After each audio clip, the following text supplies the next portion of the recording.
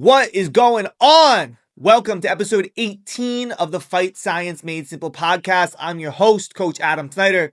I'm a lifelong martial artist. I'm an active MMA fighter, and I'm a performance and recovery coach. If you're new here, welcome. We release new episodes every single Tuesday, and we break down, like the podcast title suggests, fight science, and we make it simple. Everything that you need off the mat: strength and conditioning, nutrition, recovery, mindset, to help you dominate and reach your greatest potential on and off the mats. I'm really excited about today's episode. We got a special one for you. So if you're new here, like I said, welcome.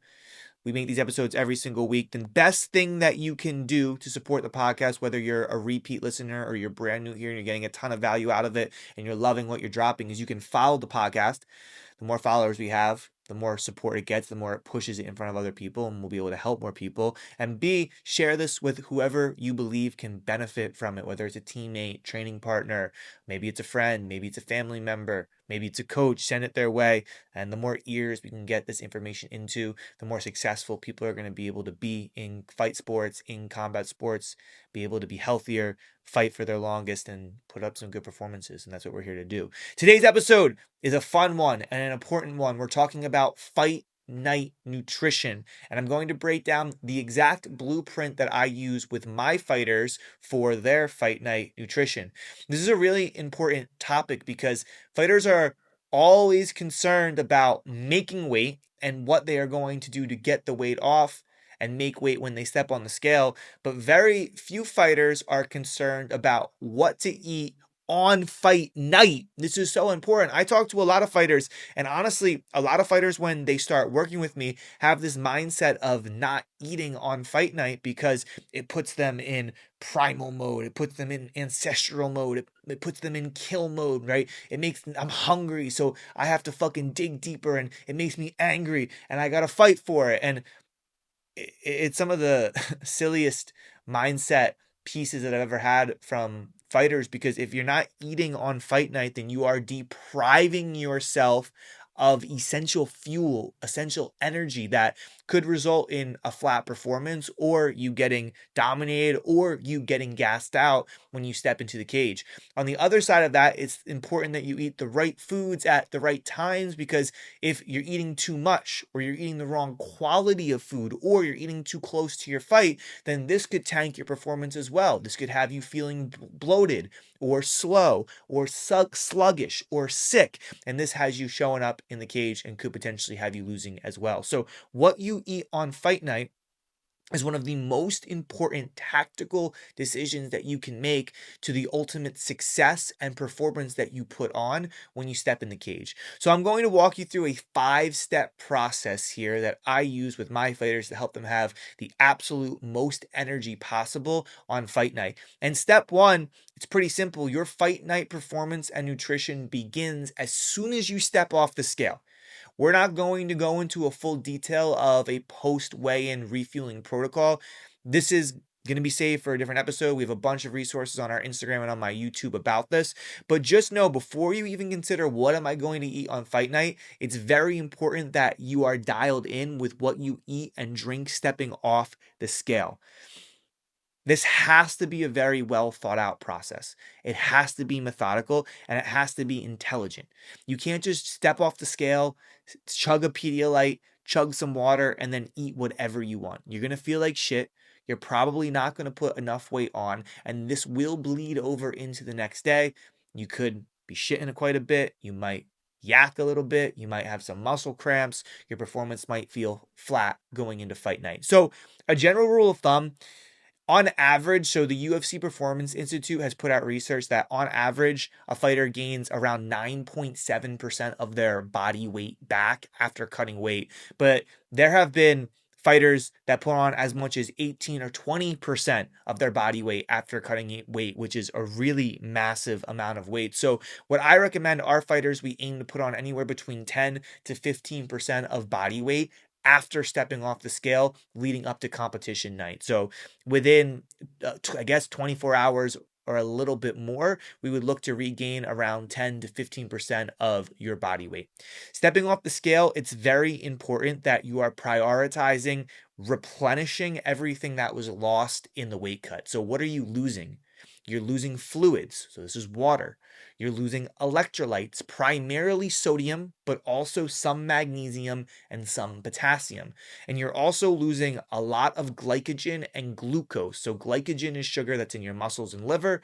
Glucose is sugar that's in your blood. Because we're cutting carbs and depleting our body throughout fight week, you're losing a lot of the stored sugar, and this is your body's primary preferred fuel source that will give you energy on fight night. So you have to put that energy back in, and this is done through carbs. So we're prioritizing fluids, water, electrolytes, mostly sodium, but also some magnesium and potassium, and carbohydrates in order to put glucose back in the blood and then glycogen back in the muscle. So you have fuel that can allow you to push the pace on fight night.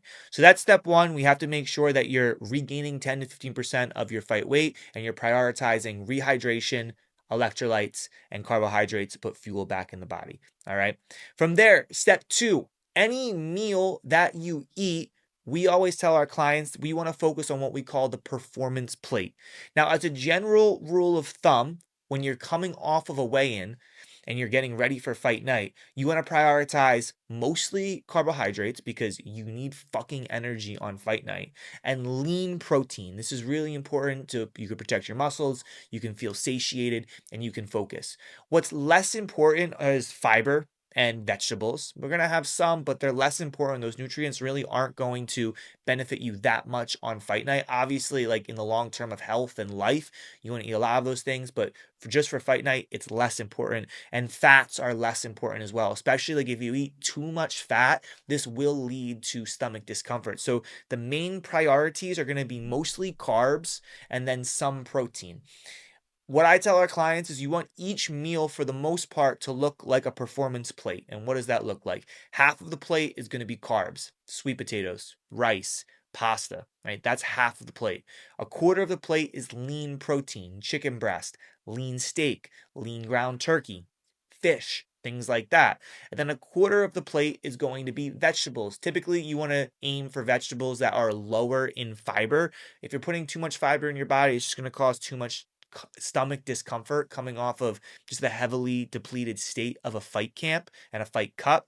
So that's going to be less important. So step two, every single meal, you want to aim to make it look like the performance plate. Half of the plate's carbs, quarter of the plate is protein, quarter of the plate lean protein, quarter of the plate is low fiber vegetables. All right. From there, step three, now you can start planning your meals on fight day. A general rule of thumb, typically you're going to have between 2 to 3 meals and 1 to 2 snacks in between those meals on fight day. The key is giving your body nutrients and foods that it's used to, that it's familiar with. You really don't want to introduce anything new. A, you don't know how you're going to respond. B, that could fuck up your stomach. So foods that you've typically been eating throughout fight camp, those are the things that you're going to eat off the scale and eat on fight day. Okay, we want lean proteins and lots of carbs. All right. Now, when determining how many meals you're going to eat in that day, I always like to work backwards with our clients because the last meal that you should be having is realistically 3 to 4 hours before you fight. If you're someone that if you eat a little bit too closer to training and you can feel it and it messes up your performance and it sits in your stomach and it doesn't digest as well, then you're going to want to eat closer to that 4-hour window. If you're someone that can eat closer to training or fighting and it doesn't impact your stomach too much at all, regardless of the quality of food, then you're going to want to eat closer to that 3-hour window. But your last meal should be 3 to 4 hours before you fight. This is really important in determining how many meals you're going to have on fight day, because if you're fighting later at night, maybe you're a main event, maybe you're a co-main event, maybe you're a pro that's fighting later on a card, then you can afford to have 4 meals, maybe 3 meals throughout the day, depending on how late you fight. If you're a fighter that's fighting early on a card, maybe you're an amateur, maybe you're making your debut, maybe you're a lower level professional and you're fighting earlier on that card, then maybe you're only going to have 2 meals in that day because 3 to 4 hours before training is going to be in the middle of the day, before the fight is going to be in the middle of the day, and you just don't have the time to get that many meals in. So you have to determine, when's your last meal going to be? When am I fighting? When do I think I'm fighting? And what's 3 to 4 hours before then? That's going to be my last meal. Then from there, we just work backwards. Every 3 to 4 hours is going to be a meal. Okay. So if I'm fighting at 10 o'clock, maybe my last meal is going to be around 6 o'clock. Okay. And then maybe meal before that is going to be around 3 o'clock or 2 o'clock. And then maybe the meal before that is going to be around noon. And then maybe I'm having a breakfast around 9 a.m., 8 a.m. And that could be what 4 meals looks like. If you're fighting a little bit earlier, you just reduce the meals and you work backwards from there. It's pretty simple.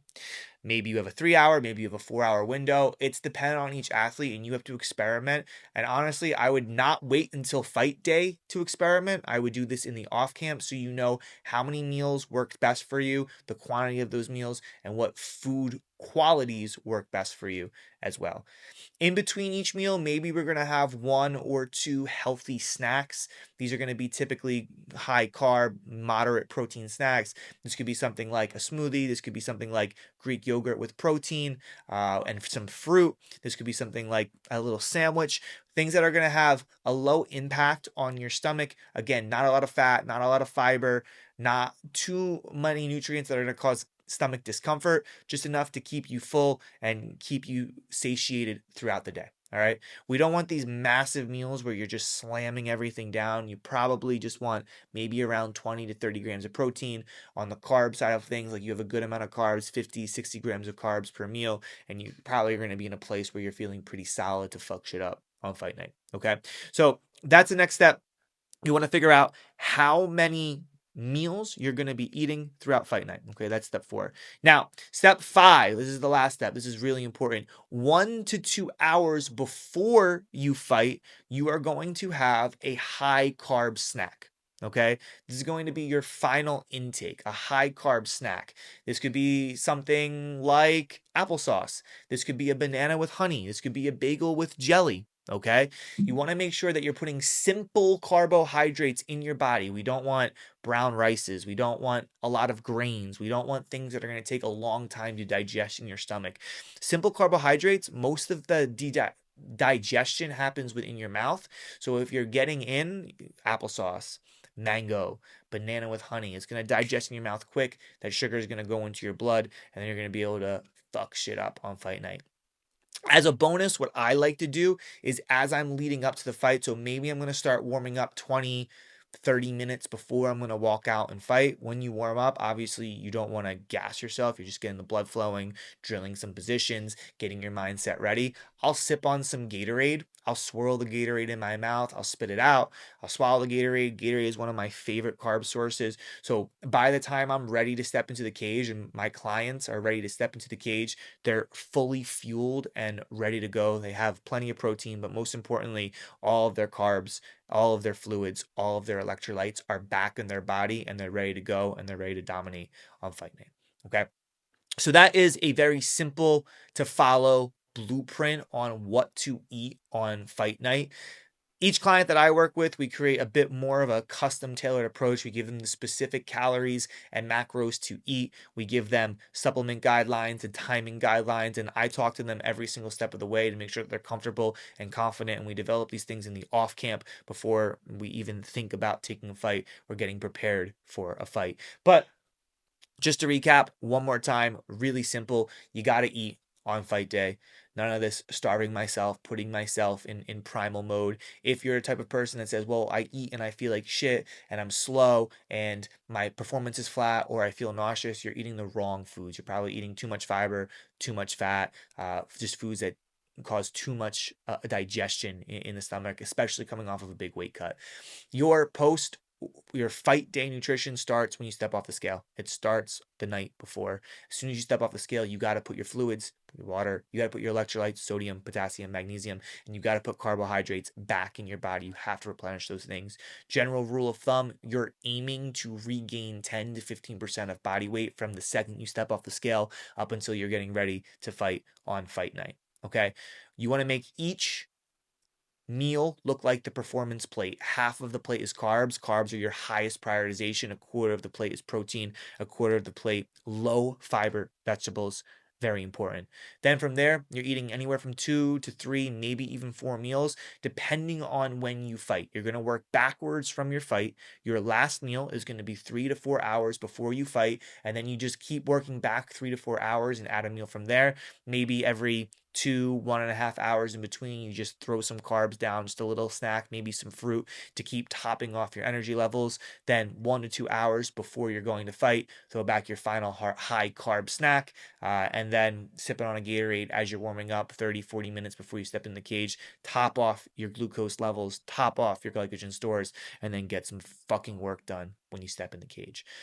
That's all I got for you. That is a very, very simple outline of what to eat on fight night. If you have no idea what you're eating on fight night or you struggle with energy, that's going to be a place to start. If this information is not new to you and you do something similar, but you still feel like you're lacking, or you just don't want to guess anymore, you want help, you want to do it the right way, you're serious about being the most successful fighter, and you need some help with your weight cutting and your nutrition to make that happen, I would love the opportunity to help you and work with you. We're the best at what we do. I got 5 guys looking to make contender series runs this year. One of my guys is just making his welterweight debut. He had a dominant lightweight career, 100% finish rate as a professional. Now he's looking to go up to welterweight. He's making his welterweight debut on Saturday. So you can get another finish. This is what we fucking do. So I'd love the opportunity to help you. You can hop over to Instagram. You can DM me the word collective. Same for you guys live on Instagram. If you don't know if you're listening to the podcast, I live stream all of these on Tuesday when we record that. So you can follow me at Fight Science Collective. You can watch the live streams. We have some incredible content there. And like I said, if you want some coaching, if you'd like some help, DM me on Instagram. I'll reach out. I'll see how we can help and we can take you to the next level. Again, follow the podcast if you were digging it. Send this to a friend, training partner, teammate, coach, someone that you know can benefit from it. And until next time, I'll catch you next week for episode 19 of the Fight Science Made Simple podcast. We got a shorty but a goodie today. I'll catch you later. Peace.